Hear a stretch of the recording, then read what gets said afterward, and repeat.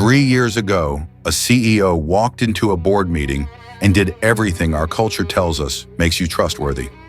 She was authentic about her struggles. She was transparent about the company's problems. She showed real emotion when discussing the layoffs. She thought she was demonstrating leadership. She was fired 2 weeks later.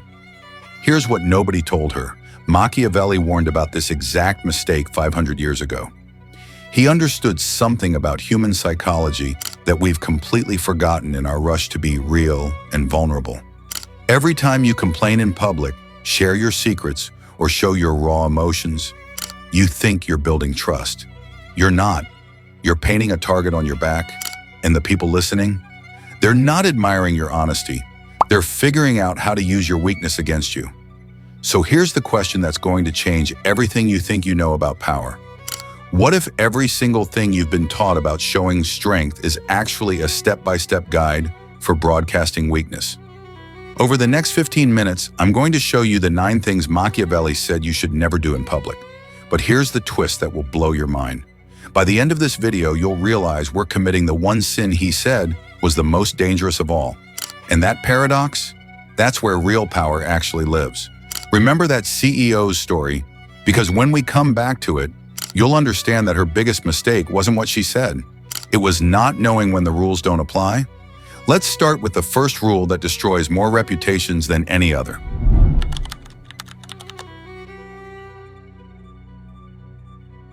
Here's something that will make you uncomfortable.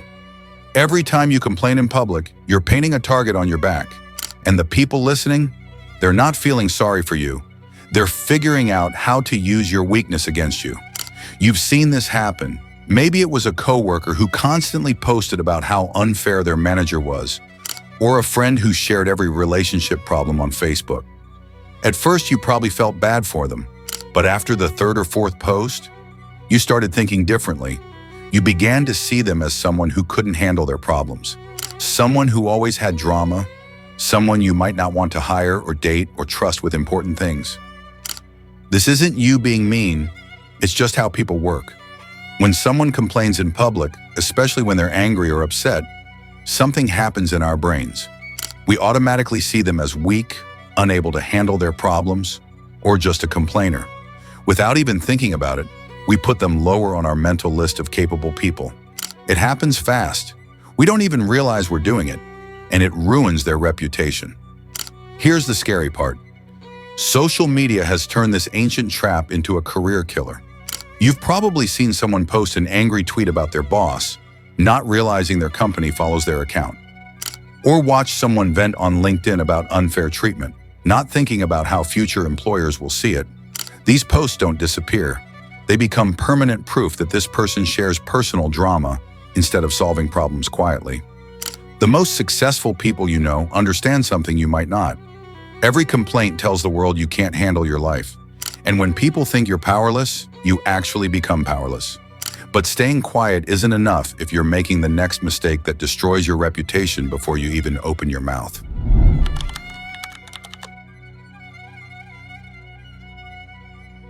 You think showing your real feelings makes people trust you? You're wrong.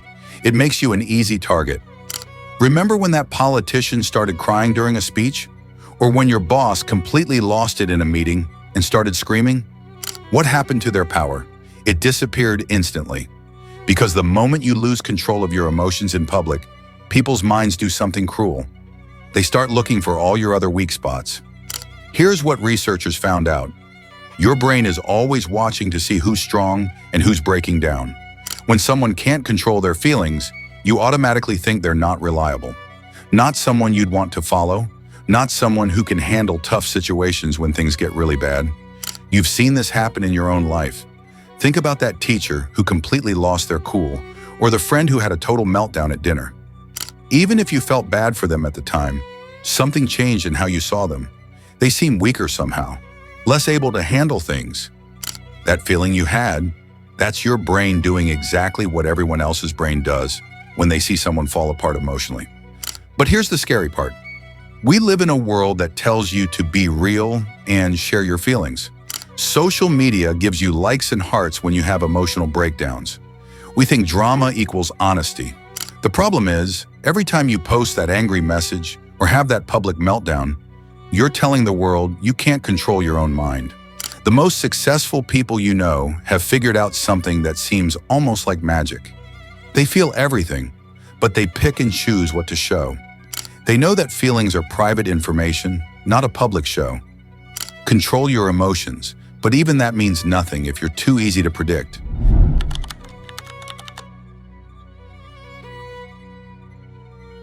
You've learned to stay quiet when you're upset. You've figured out how to control your emotions. But now you're making a mistake that's even worse. You've become too easy to predict. Think about someone in your life who always does the same thing. Maybe it's a coworker who always says yes to extra work, or a friend who never fights back when people treat them badly. What happens to how much you respect them over time? It goes down. Because when people can guess exactly how you'll react, they stop seeing you as someone with power. They start seeing you as something they can control and use. Here's something basic about how people work. We pay attention to things that surprise us and ignore things that don't. When you become too predictable, you become invisible. And invisible people don't get promoted, don't get respect, and definitely don't get what they want. You've seen this happen with leaders who used to be respected but got too comfortable. The boss who always gives the same boring speech. The politician who never takes a real stand on anything. The friend who agrees with whatever everyone else says. At first, people might like that they're consistent, but after a while they get bored. They stop caring what you think. They start making choices without even asking you. But here's where most people get confused. They think being unpredictable means being weird or unreliable. That's not right. Smart unpredictability isn't about being random. It's about keeping people a little unsure so they have to actually wonder what you might do next. It's about being interesting enough that people want to understand you better. The most successful people you know have figured out this balance. They're trustworthy enough that you can count on them, but surprising enough to keep you interested. They know that when people can't quite figure you out, they try harder to get your attention. But being unpredictable doesn't help if you don't know what secrets to share and what to keep to yourself.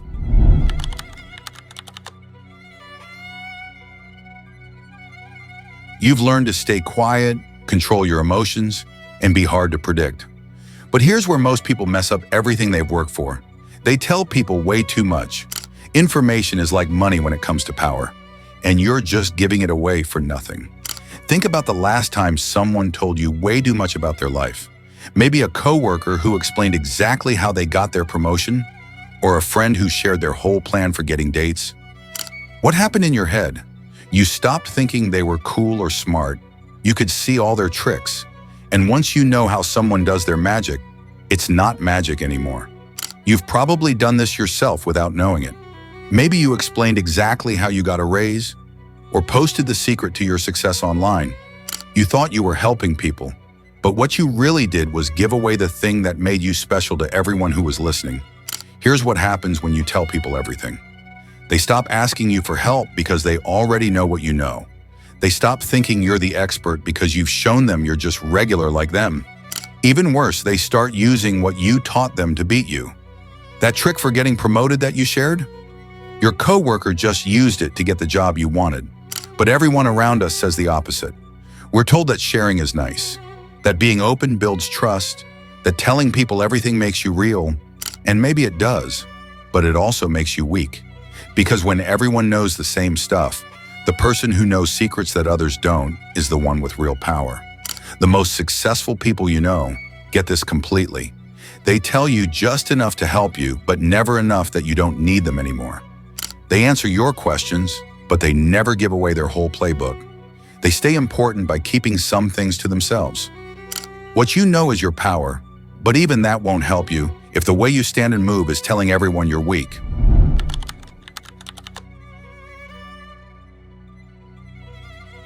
You've learned to control your words, your feelings, and your secrets, but your body is telling a totally different story, and everyone can see it. Right now, as you're watching this, your body is sharing information about you that you don't even know you're giving away. How you're sitting, how you hold your head, where you put your hands. Every move you make sends a message, and most of the time, that message is, I'm not the boss here. Think about the last time you had a job interview or walked into a room full of people you didn't know. Before you even said hello, people were already deciding if you were someone they should pay attention to. They weren't looking at your clothes or thinking about what you might say. They were watching your body, and your body was probably telling them you were scared, confused, or trying way too hard to fit in. Here's something that will shock you. People decide how powerful and smart you are in less than 7 seconds. 7 seconds. And most of that happens before you say anything at all. They're watching how straight you stand, if you look them in the eye, and how much room you take up. If you hunch your shoulders, look down, or try to make yourself invisible, you've already lost. You've seen this happen. Remember that person who walked into a room and everyone automatically looked at them? They didn't have to say, "Hey, look at me." Their body did all the talking. They stood up straight, walked like they knew where they were going, and took up space like they owned the place. Meanwhile, you were probably staring at your phone, trying to look busy and hoping nobody would bother you. But here's the weird part. How you move your body doesn't just change what others think about you. It actually changes what you think about yourself. When you stand like someone who's in charge, your brain starts thinking you really are in charge. When you make yourself small and try to hide, your brain gets the message that you're not important. The most successful people know that everywhere they go is like being on stage, and their body is always performing whether they realize it or not. They control how they stand, move, and show up like actors playing the most important role of their lives. But even perfect body language doesn't matter if people are spreading stories about you that you can't stop.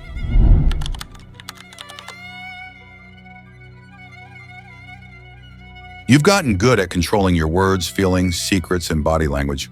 But while you were busy fixing yourself, other people were busy controlling something way more important: what everyone thinks about you.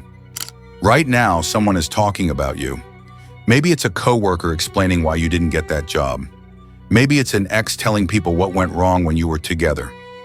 Maybe it's just someone on social media sharing their side of what happened between you two. And here's the scary part. Their story is becoming what everyone believes is true about you. You think your reputation is about what you really do. It's not. Your reputation is about what people say you do. And once a story about you starts going around, it grows and changes on its own.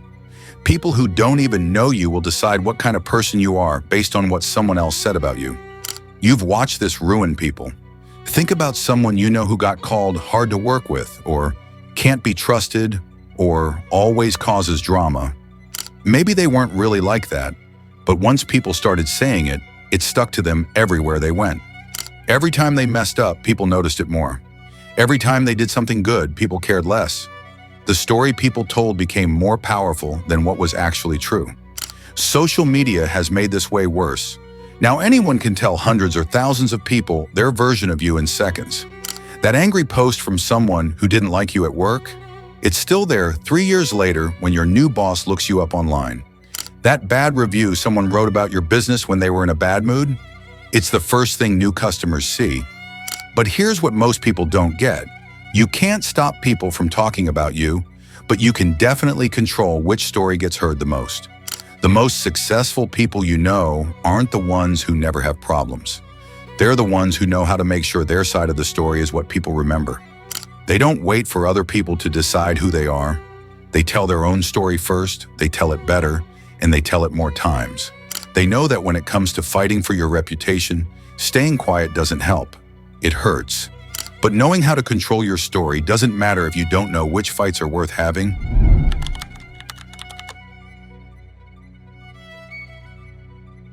You've learned to control your story, but now comes the hardest test. What do you do when someone openly attacks you? Your first thought is to fight back. That thought will ruin you. Every public fight you've ever seen ended the same way. Both people lost. Think about those fights on Twitter that everyone shares, or when famous people argue in public, or even that time two people at your work got into it in front of everyone. What happened to how people saw them? They both looked childish, unprofessional, and crazy. The real winner wasn't the person who said the last thing, it was everyone else who didn't get involved.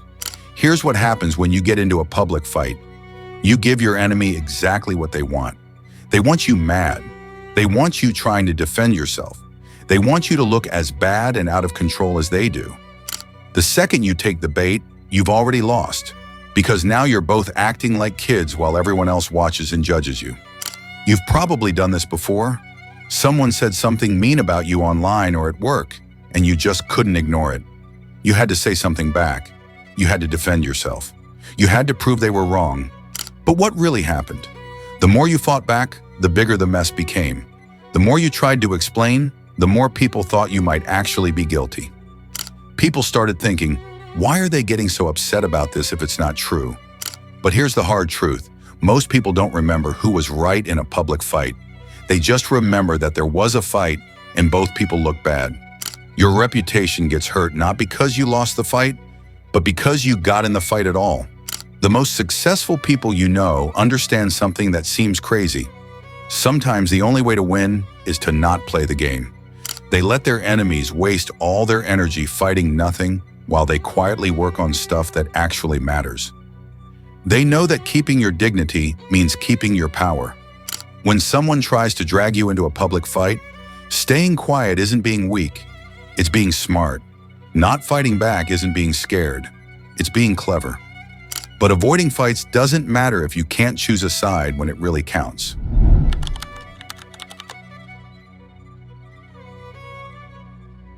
You've learned to avoid fights, but now you face an even harder challenge. What happens when everyone expects you to pick a side? This is where staying quiet stops being smart and starts being dangerous. There are times in every job, every friendship, every group when something big happens and everyone has to choose. Maybe it's drama at your work. Maybe it's a fight between your friends. Maybe it's a problem that affects everyone you know. And in those times, trying to stay in the middle doesn't make you look smart. It makes you look weak, scared, or like you don't care. You've seen this happen. Think about someone you know who always tries to stay out of everything. When there's drama, they hide. When there's a tough choice to make, they say, I don't want to get involved.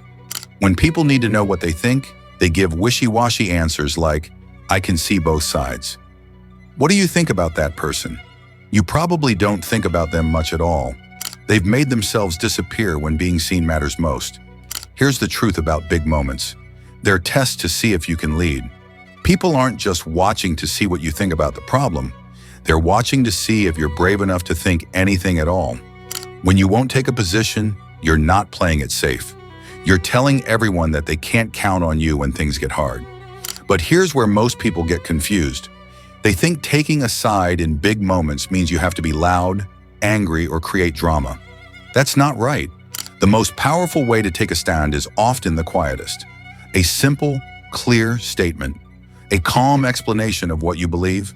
A choice to support one side through what you do, not through fighting. The leaders you look up to didn't get there by avoiding every hard choice. They got there by showing people they could make tough decisions when it mattered. They knew that sometimes staying quiet isn't being smart, it's giving up. When the moment comes that shows who you really are, the worst thing you can do is make people guess where you stand. Because if you don't decide who you are in that big moment, that moment will decide who you are instead. But even choosing the right side at the right time won't save you if you make the final mistake that ruins everything.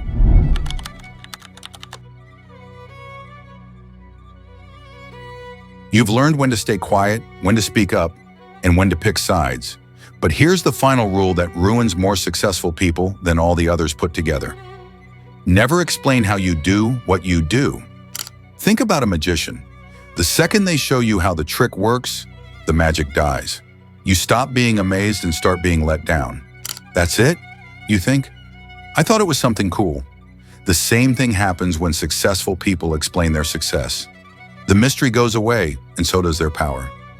You've probably done this yourself. Maybe you got a promotion and someone asked how you did it, so you told them everything. Maybe you started a successful business and shared all your secrets online. Maybe you figured out how to be happy and explained your whole plan to everyone who would listen. What happened next? People stopped asking you for help because they thought they knew everything you knew. You went from being the expert to being just another regular person with ideas. Here's the hard truth. People don't want to understand you. They want to be impressed by you. The second you show them you're just like them, using tricks they could learn too, you become ordinary. Your influence disappears. Your special factor dies. But wait, aren't we doing exactly what Machiavelli said not to do right now? Haven't we just spent the last few minutes telling you all these ways to gain power? Haven't we broken the very rule we're teaching? And that's the biggest discovery. The most successful people understand that sometimes the smartest power move is knowing exactly when to break your own rules. Machiavelli would love the irony.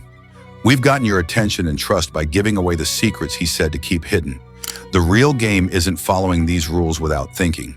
It's understanding them so well that you know when breaking them gives you even more power than keeping them ever could.